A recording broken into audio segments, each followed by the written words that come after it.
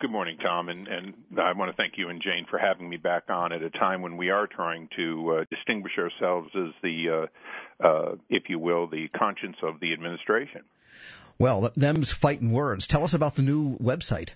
Well, I don't want to correct you, but it really isn't fighting words because it's the opposition party anywhere, England, anywhere in the world, that more than any other group has to say, here's where the transparency isn't coming. Here's where promises are not being kept.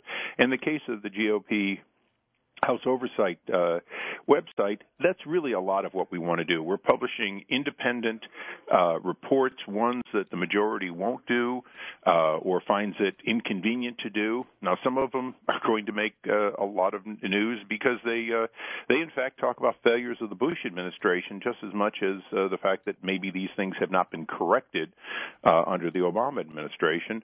But it's important. We spruced it up. We were trying to drive people to it and make them regular customers so that they do get the nuances of what is not going right in government. And I stress that because it's not a site to tell you, President Obama is doing this or the House is passing this important new piece of legislation. It is a site to talk about the things that still need to be done. So give us some examples of the types of reports that might be there that we wouldn't otherwise see. Well, probably most famously right now, the Acorn report, 88 pages, letting people know that their federal dollars have been used by a corrupt organization, one that was organized and designed in a conspiracy-like way to be opaque, to take federal, state, local dollars, bank dollars, and charity dollars, and to commingle them with union dollars for purposes of promoting an agenda that included supporting illegals getting homes, and in the case of the famous videos that were shot, 13-year-olds being brought in for prostitution, but they deserve a right to have a home loan. And it sounds absurd, but that study was published in July, was already on the website detailing this organization's epidemic problems, 20 convictions for voter fraud and related items, before the public began realizing there was just about nothing that some of those organization affiliates wouldn't do. And that was a story that was really broken by Fox News, broken open, I guess, broken by you, broken open by Fox News, where they had a video of a couple coming into an Acorn office and, pretending to be a hooker and a pimp.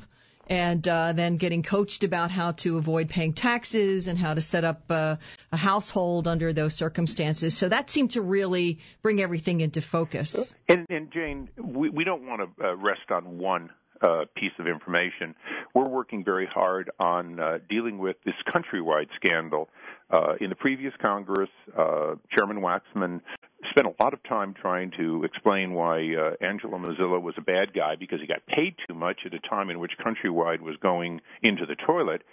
Now we discover that Angelo had a program called Friends of Angelo, and that program basically bribed government officials. Now, you can call it a discount. The chairman of the committee called it frequent flyer miles. But when people, not just elected officials, but people throughout government would find themselves getting $100,000 or more discount over the life of a loan because they were, quote, a VIP, and it was never reported. The only two questions are, one, how do I get it? And two, doesn't it have a corrupting influence when some people get it and some don't? And if you were on the Financial Services Committee as a staffer, you would get it, a Republican staffer, actually.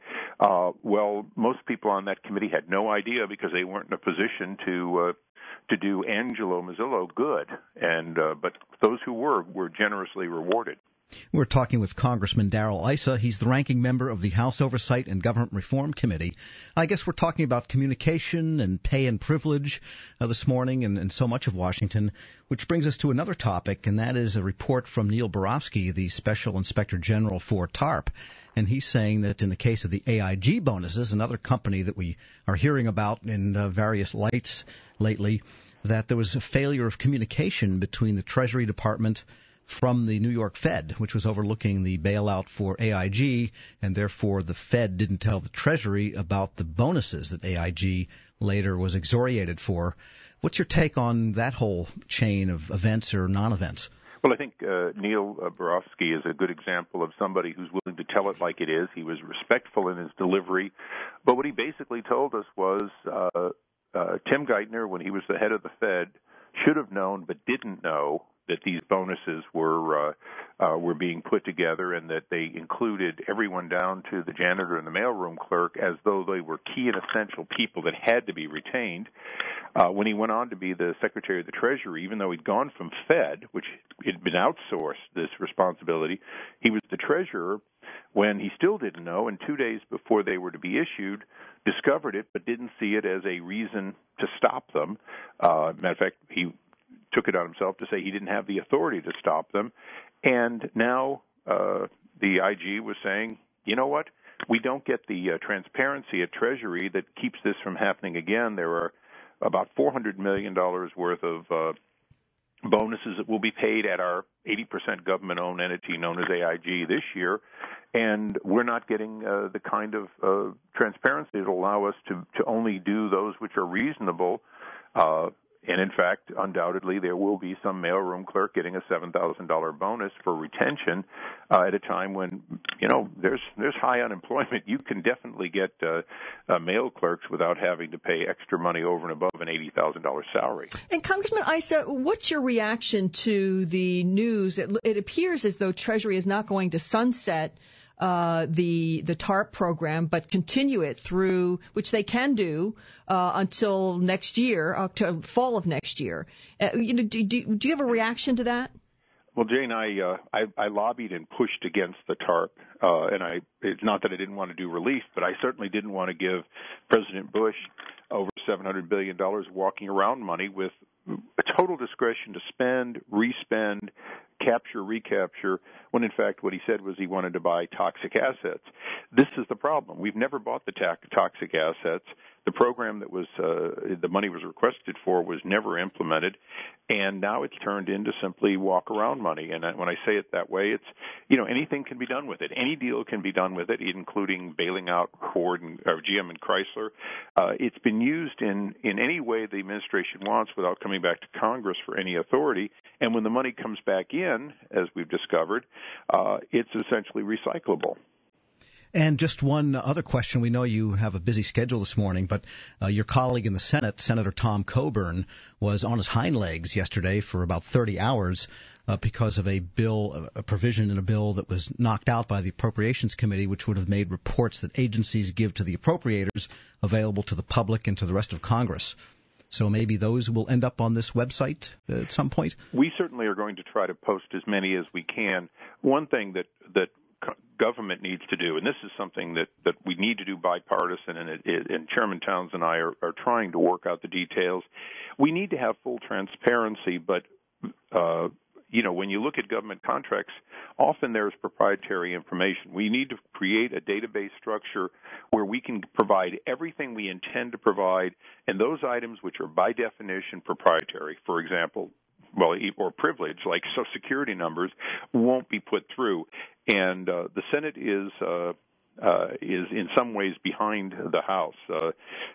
Congressman Towns and I have been successfully pushing data systems or data control systems like XBRL and others into legislation so that we can begin to have the data in a format where we can make it more transparent.